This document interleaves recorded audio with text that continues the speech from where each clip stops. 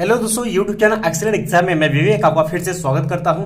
दोस्तों, बहुत सारे बच्चों का कमेंट आता है कि सर निबंध हम किस तरीके से लिखें ताकि हमें पूरा पूरा अंक मिले, क्योंकि दोस्तों पेपर में ये ऐसा टॉपिक है जो कि सबसे ज्यादा अंक का है। ठीक है, तो सभी बच्चों ध्यान से देखिएगा, यानी कक्षा 10 और कक्षा 12 सभी छात्र बहुत ही ध्यान से देखिएगा।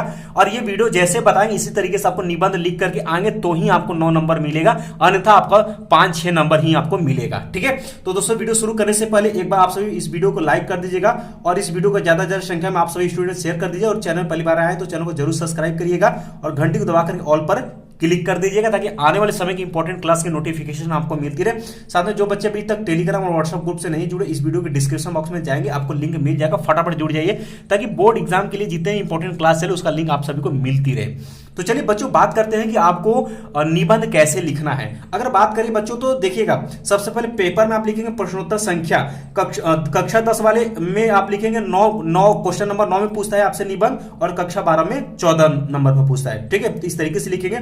और ये ऐसा पर्यावरण, ये टॉपिक है पर्यावरण, प्रदूषण, कार्य और निवारण। ये 8 से 10 साल लगातार बोर्ड पेपर में आया हुआ है और ये कक्षा 10 वाले छात्रों में भी पूछा गया है बार बार, और ये 12 वाले छात्रों में भी बार बार पूछा हुआ है। तो ये टॉपिक आप सभी स्टूडेंट के लिए बहुत ही ज्यादा महत्वपूर्ण होने वाला है और इसी टॉपिक के आधार पर जो है हम जो है आपको यहां पर निबंध लिखना सिखाएंगे भी और ये तरीका भी बताएंगे और इसी तरीके से आपको मिलेगा। ठीक है, अब चलिए बच्चों ध्यान समझिएगा कि आपने देखा होगा कि बोर्ड में जो आप निबंध के लिए देख सकते हैं, यहां पर जैसे कि हमने एक पेपर लिया हुआ है कक्षा 10 वाले छात्रों के लिए। ठीक है, ये देख पाएंगे क्वेश्चन नंबर, ये देख सकते क्वेश्चन नंबर जो 14 है। अब यहां पर आप देखिएगा निबंध लिखने के लिए पूछा और यहाँ पर कितना है 9 अंक, और ये 9 अंक कैसे डिवाइड रहता है 2 + 7 = 9। और ये 2 अंक मिलता कहां पर, अब हम आपको बताते हैं। 2 अंक भाई आपको मिलता है रूपरेखा लिखने के लिए। और रूपरेखा होता क्या है भाई? रूपरेखा वो होता है जो आप इसमें हेडिंग डालेंगे निबंध में लिखने के लिए, वही जो है हेडिंग जो है वही रूपरेखा में लिखा जाता है। ठीक है, अब ध्यान सुनिएगा, जैसे कि हमें पर्यावरण प्रदूषण पर हमें जो है निबंध लिखनी है तो हम क्या क्या हेडिंग बना सकते हैं। ठीक है, हम क्या क्या हेडिंग बना सकते हैं, तो यहां पर जो है हम लिखेंगे, पहला देखिएगा प्रश्नोत्तर संख्या, एक लाइन छोड़ेंगे, फिर लिखेंगे जो भी आप सेलेक्ट करेंगे निबंध लिखने के लिए तो वो हेडिंग आप डाल देंगे। ठीक है, अब यहां पर लिखेंगे रूपरेखा। अब यहां पर वो पॉइंट लिखेंगे।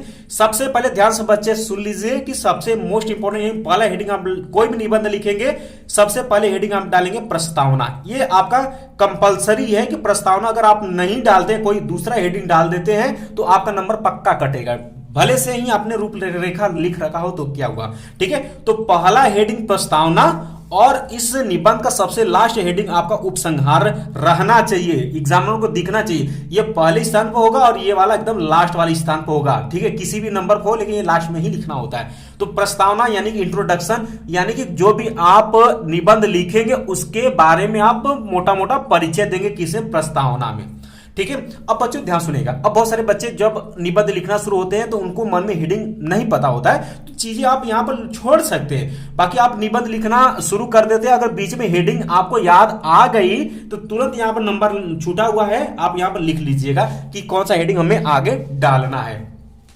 अगर आपका हेडिंग यही सही आपने लिखा हुआ है तो एग्जामिनर क्या करता है, सिर्फ आपका ये इस तरीके से पेज खोल करके आपका हेडिंग एक बार देख लेता है, बाकी जो है आपको पूरा जो है नंबर यहां पर दे देगा। ठीक है, तो सभी बच्चे ध्यान देंगे कि 2 नंबर आपको रूपरेखा पर ही मिलेगा और रूपरेखा में आपको पूरे निबंध का हेडिंग लिखना होता है। जैसे कि हमने पर्यावरण प्रदूषण कार्य और निवारण के लिए हमने 5-6 हेडिंग हमने यहां पर बनाया हुआ है, तो आप भी इसी तरीके से बनाएंगे। अगर ये सेम क्वेश्चन अगर मिल जाता है आपको पेपर में तो आप इसी तरीके से हेडिंग डालें। पहला आपका हो जाएगा प्रस्तावना, दूसरा हो जाएगा प्रदूषण का अर्थ, तीसरा हम लिख सकते हैं प्रदूषण के प्रकार। ठीक है, तो प्रकार में हम कई प्रकार दिखाएंगे धीरे धीरे हेडिंग डाल करके।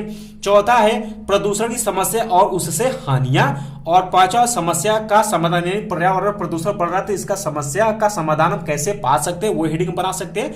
और लास्ट हम लिखेंगे उपसंहार, यानी कि पूरे निबंध का निष्कर्ष जो होता है हम उपसंहार में ही लिखते हैं, यानी कि पूरे कहानी का निचोड़ क्या हुआ वो हम किसमें लिखते हैं, उपसंहार में लिखते हैं। ठीक है, तो बच्चों पहले हेडिंग डालेंगे रूपरेखा, इसमें जो भी हेडिंग आपसे याद होता है वो हेडिंग आप डालें। कंपलसरी नहीं कि आपको 6 हेडिंग डालना है, 7 भी डाल सकते हैं, 8 भी डाल सकते हैं, 5 6 जो भी आपको याद होता है आप बना करके यहाँ पर डाल सकते हैं। अगर नहीं आता है तो आप इसको छोड़े रहिएगा एक आध दो लाइन। तो जब जैसे आप यहाँ पर निबंध लिखना शुरू करते हैं, मन में अगर कोई हेडिंग आ जाती है, नंबर डाल के आप लिख दीजिए और उस नंबर को आगे आप निबंध के माध्यम से हेडिंग डाल करके लिख लीजिएगा। ठीक है, ये तरीका आप अपना सकते हैं।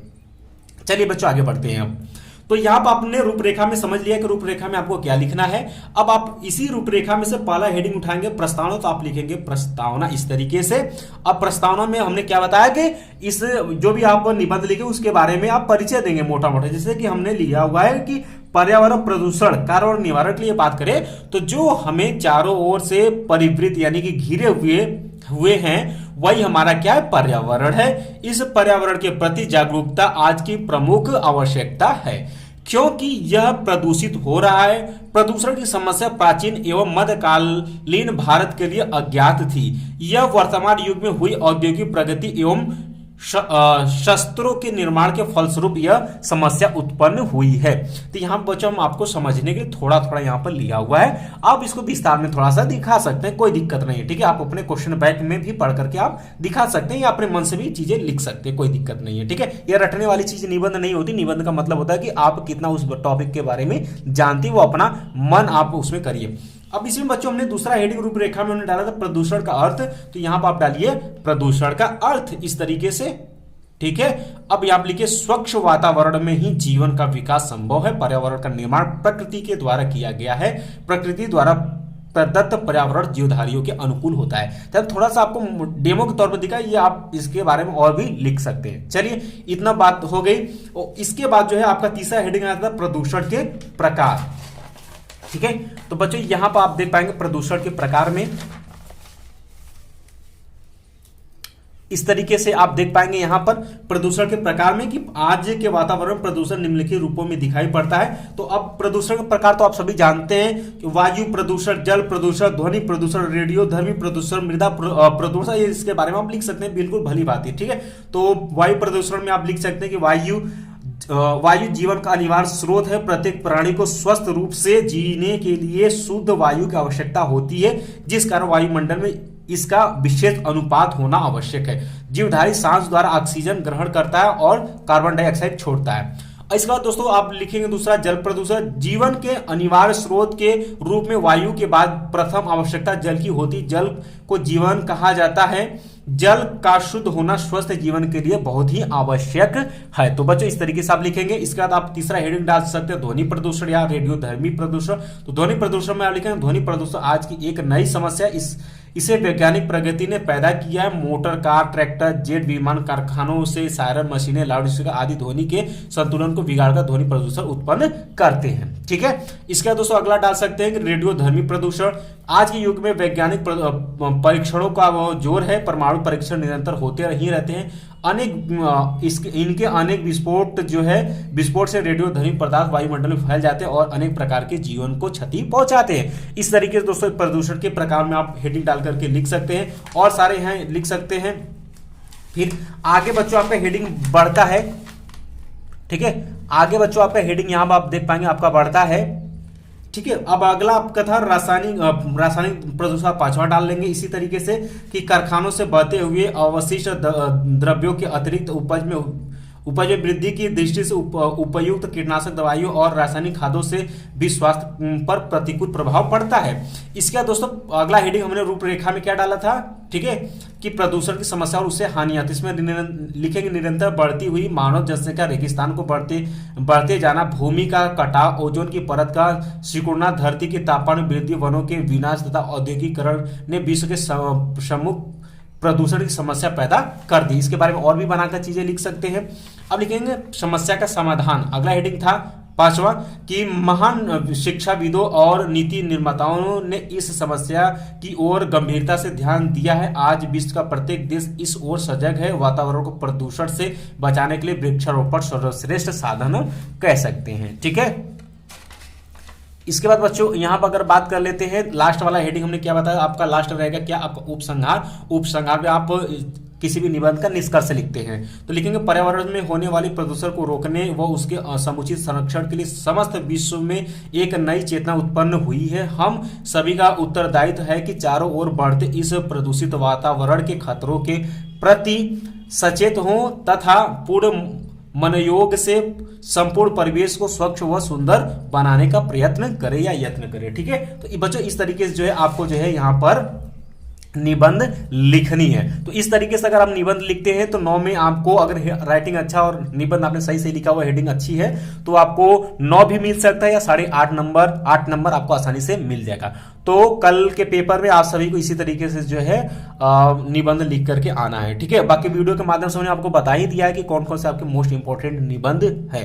ठीक है, बाकी जो अब बच्चों समय बचा हुआ है बिल्कुल आप अपने पढ़ाई में फोकस करिएगा। अब जो घंटों का जो समय मिला हुआ है, जो भी घंटों का समय मिला, अब ये सेल्फ स्टडी का है। अब आप जो भी क्वेश्चन बैंक उसमें आप सेलेक्टेड क्वेश्चन पढ़ना शुरू कर दिए। जितना आप सेल्फ स्टडी करके तैयार करेंगे वहीं आपको पेपर में लिखना होगा। ठीक है, तो अब बाकी जो है वीडियोस के चक्कर में ना पड़िए और ज्यादा ज्यादा जो है आप जो है अपने से पढ़ाई करिए और जो आप पढ़ करके जाएंगे वहीं आपको पेपर देना होगा। तो पॉजिटिव सोच के साथ जो है पेपर आपको दें। पेपर बहुत बड़ी तोप नहीं है, आप रिलैक्स होकर जाए। हिंदी का ही पेपर है, सब कुछ आप जानते हैं। आपको सभी क्वेश्चन के आंसर गलत सही अगर आता है तो सही है। जो कमजोर बच्चे उनके लिए हम बता दे रहे हैं कि अगर नहीं आता तो भी उसके बारे में कुछ आप लिख करके आएंगे, एग्जामिनर आपको नंबर देगा और आप आसानी से पास हो जाएंगे। ठीक है, तो बाकी मिलते हैं दोस्तों नेक्स्ट वीडियो में इंपॉर्टेंट क्लास के साथ। तब तक के लिए जय हिंद, जय भारत।